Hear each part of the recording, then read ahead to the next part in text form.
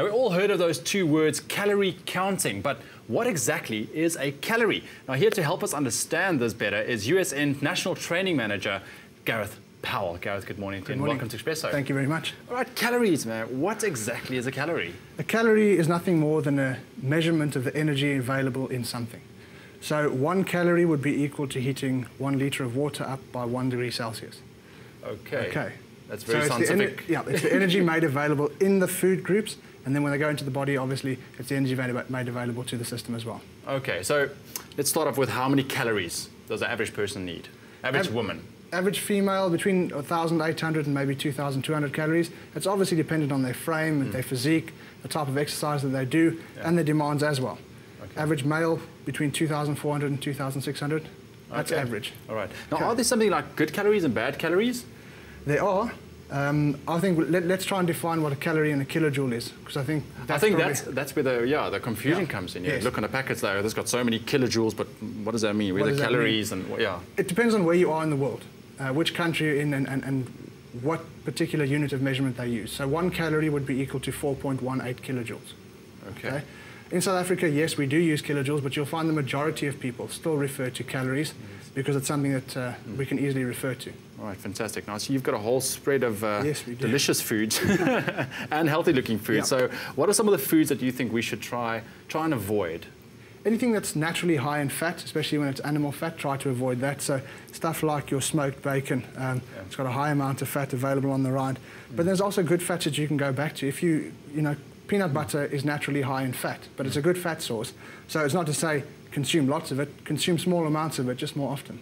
All right, so now I see you've got some chocolate over here. And I think the question that's on everybody's lips is, should I eat a whole slab of chocolate at once, or should I spread it out over the day? It's not really recommended to eat a whole slab at once or even throughout during the day. It's not a bad thing to have chocolate as part of your diet.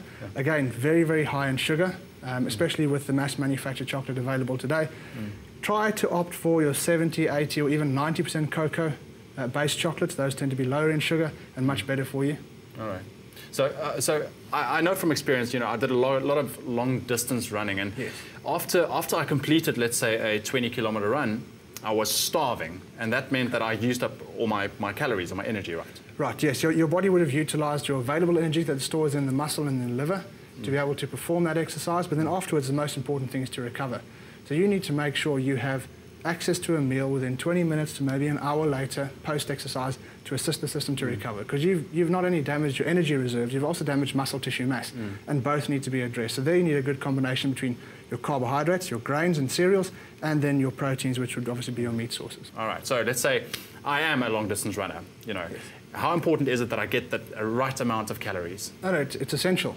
If you can't recover properly, you can't perform properly. But it comes back to food in terms of what's the energy availability in certain food groups.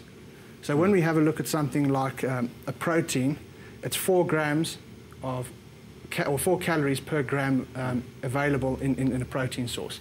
The same would apply for carbohydrates, and fats is almost 9 calories per gram. So you could then imagine, if you were to stick to fats as a solid part of your diet, you'll be eating considerably less. So that spread needs to be addressed as well. So if we have a look at individuals, we can say, well, this is their weight, this is their energy input and energy output, and that's the type of sport that they do. So there's a formulation that we do use to accurately measure what their requirements are.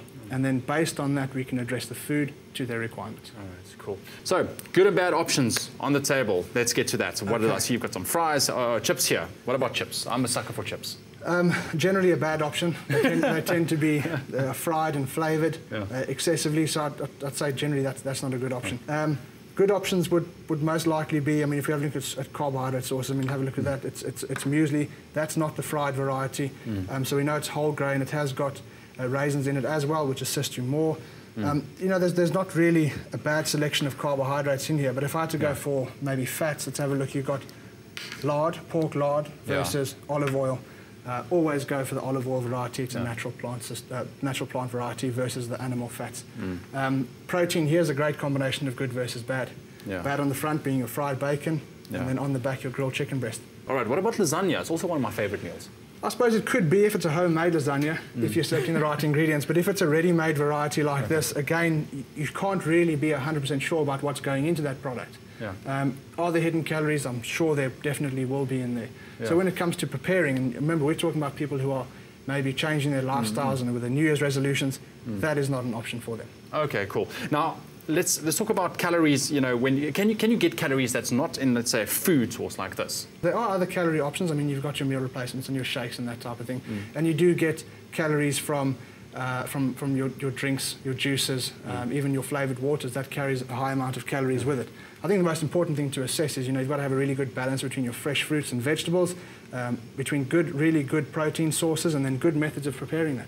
So what would be the most positive source of calorie intake? Well, obviously assessing it correctly, making sure that you are having the right types of food at the right time of day, and then making really good food choices. Okay, now you mentioned also meal replacement shakes and that kind of thing. Yeah. How do you incorporate that into your diet? It's very simple. You'd keep your food solids, your breakfast, lunch and dinner, as solids and constants. So when you wake up in the morning, make sure that your start of the day is a really good solid breakfast with a balance between carbs, proteins and fats, lunch the same and dinner the same. Then you've got options like your diet fuel. This will be your 10 o'clock shake, 10 o'clock in the morning and 3 o'clock in the afternoon for the individual who's wishing to lose weight. So that really makes up 2 meals for you. You don't need to go and prepare food groups and take it to work and make sure that you've got facilities there to heat it up. This is 2 scoops in your 350 ml of water twice a day. Yeah, and I think it's also very important to also note, when speaking about shakes, it is a meal replacement, but it doesn't mean that you should stay away from your food groups. That's right. No, supplements never replace food. These are the primary calories here, so your breakfast, lunch and dinner remains constant. What we mean by meal replacement is that 10 o'clock and 3 o'clock meal that you should be taking, this is your solution to it. All right, perfect. And well, Gareth?